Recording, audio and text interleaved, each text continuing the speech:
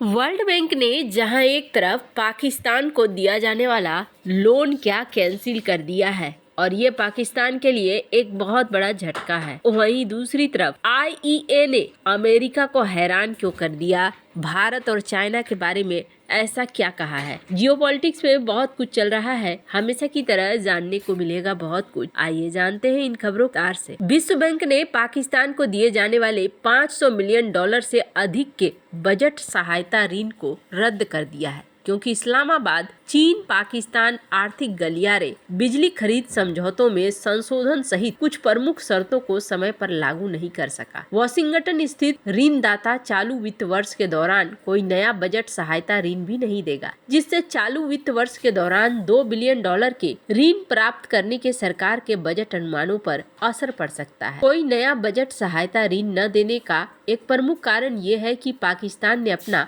काफी हद तक कोटा समाप्त कर दिया है। सरकारी सूत्रों ने कहा कि ऋणदाता ने किफायती और स्वच्छ ऊर्जा कार्यक्रम, जैसे पेज 2 के नाम से जाना जाता है, उसके तहत 500 से 600 मिलियन डॉलर के ऋण को रद्द किया है। शुरुआत में विश्व बैंक ने 500 मिलियन डॉलर का ऋण देने की सहमति व्यक्त की थी, जिसे बाद में बाहरी वित्त पोषण अंतर को पाटने के लिए 600 मिलियन डॉलर तक कर दिया गया। जून 2021 में विश्व बैंक ने पेश कार्यक्रम को मंजूरी दी थी और 400 मिलियन डॉलर की पहली किस्त भी जारी, लेकिन दूसरी किस्त के लिए कई शर्तें रखी गई थी, जिसमें सीपेक के तहत स्थापित चीनी बिजली संयंत्र सहित सभी स्वतंत्र बिजली उत्पादकों के साथ बातचीत शामिल थी। पाकिस्तानी अधिकारियों ने कहा कि सीपेक बिजली संयंत्रों के साथ फिर से बातचीत में कोई सफलता नहीं मिल सकी। सूत्रों ने कहा कि चीन ने कई बार इन सौदों को खोलने से इनकार कर दिया, जिसमें 16 बिलियन डॉलर के ऊर्जा ऋण का पुनर्गठन करने से इनकार करना भी शामिल है। बिजली की कीमतों को कम करने के अपने प्रयासों के तहत सरकार 1994 और 2002 की नीतियों के तहत स्थापित बिजली संयंत्रों के साथ ऊर्जा सौदे पर फिर से बातचीत करने के प्रक्रिया में है। चीनी बिजली संयंत्र और सरकारी स्वामित्व वाले बिजली संयंत्र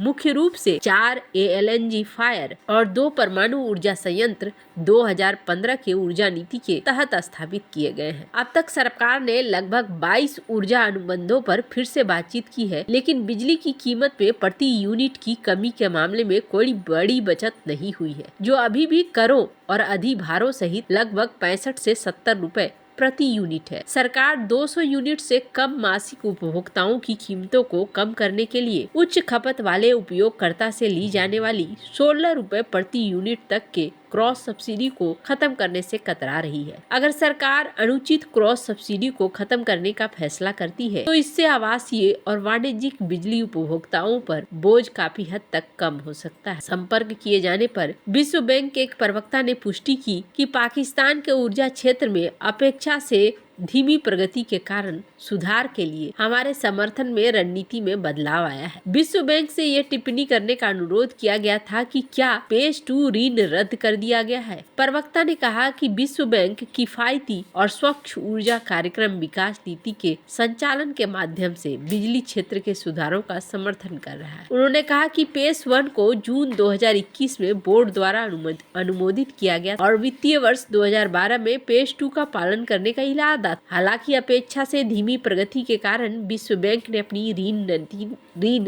रणनीति में बदलाव कर दिया है। प्रवक्ता ने कहा विश्व बैंक ने कम लागत वाली जल विद्युत परियोजनाओं के प्रत्यक्ष वित्त पोषण के माध्यम से अपना समर्थन जारी रखा है, जिसमें दासू जल विद्युत परियोजना के लिए 1 बिलियन डॉलर का अतिरिक्त वित्त पोषण शामिल है। इसके अतिरिक्त बैंक ने विद्युत वितरण दक्षता सुधार परियोजना के कार्यान्वयन में तेजी लाने के लिए सभी समकक्षों के साथ मिलकर काम करना जारी रखा है, जिसका उद्देश्य वितरण क्षेत्र में दक्षता में सुधार करना है। साथ ही डिस्को बिजली वितरण कंपनियों में निजी क्षेत्र की भागीदारी के लिए टेक्निकल सहायता भी देना है। इस सवाल पर कि क्या विश्व बैंक पाकिस्तान को कोई नया बजट सहायता ऋण प्रदान करेगा, प्रवक्ता ने कहा कि चालू वित्त वर्ष के लिए कोई बजट सहायता पाइपलाइन में नहीं है, जो जून 2025 में समाप्त हो रहा है। चालू वित्त वर्ष के लिए सरकार ने विश्व बैंक से कुल 2 बिलियन डॉलर के ऋण का बजट बनाया है। विश्व बैंक ने इस वित्तीय वर्ष के जुलाई अक्टूबर अवधि के दौरान लगभग 349 मिलियन डॉलर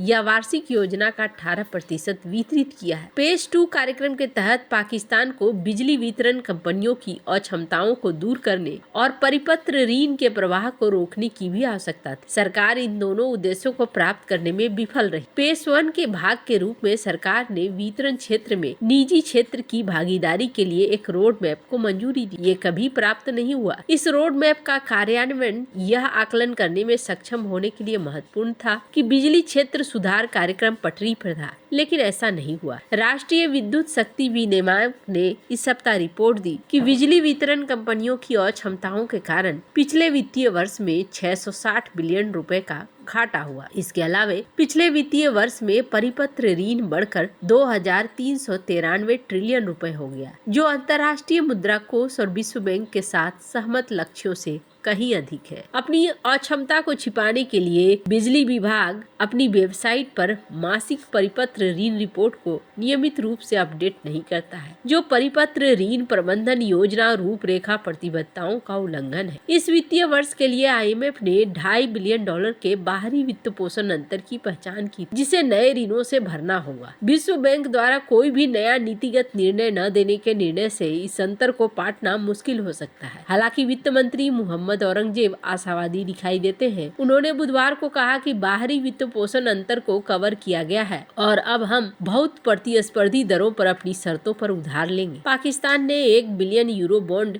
ऋण का भी बजट बनाया है, लेकिन अभी तक ये वैश्विक बाजारों में प्रवेश नहीं कर पाया। वित्त मंत्री ने कहा है कि CCC+ रेटिंग पर पाकिस्तान संप्रभु बॉन्ड जारी करने के लिए अंतर्राष्ट्रीय पूंजी बाजारों तक पहुंच नहीं बना पा रहा है। जहां एक तरफ ये सब कुछ चल रहा है, वहीं IEA ने एक पूर्वानुमान लगाया है और कहा है कि चीन और भारत वैश्विक भूतापीय ऊर्जा क्षेत्र में प्रमुख खिलाड़ी बनने वाले हैं, क्योंकि दोनों ही देश कोयले पर अपनी निर्भरता कम करने, स्वच्छ और अधिक टिकाऊ ऊर्जा के स्रोतों को अपनाने की कोशिश कर रहे हैं। भूतापीय ऊर्जा, जो बिजली पैदा करने और हीटिंग प्रदान करने के लिए पृथ्वी के प्राकृतिक गर्म पानी के भंडारों का उपयोग करती है, प्रारंभिक रूप से संयुक्त राज्य अमेरिका, इंडोनेशिया, फिलीपींस जैसे आसानी से सुलभ भूतापीय संसाधनों वाले देशों में उपयोग की जाती थी, लेकिन अब इसकी क्षमता के बावजूद पिछले साल वैश्विक बिजली की मांग में भूतापीय ऊर्जा का हिस्सा केवल 0.3%। हालांकि IEA की रिपोर्ट बताती है कि इस अक्षय ऊर्जा स्रोत बहुत अधिक अप्रयुक्त क्षमता है, खासकर चीन और भारत, जबकि आज 40 से अधिक देशों में भूतापीय ऊर्जा का उपयोग किया जाता है। इस क्षेत्र में मुट्ठी भर देश ही हावी है। 10 सबसे बड़े उपभोक्ता चीन, अमेरिका, तुर्की, Sweden, Indonesia, Iceland, Japan, New Zealand, Germany और फिलीपींस वैश्विक भूतापीय खपत का 90% हिस्सा है। इनमें से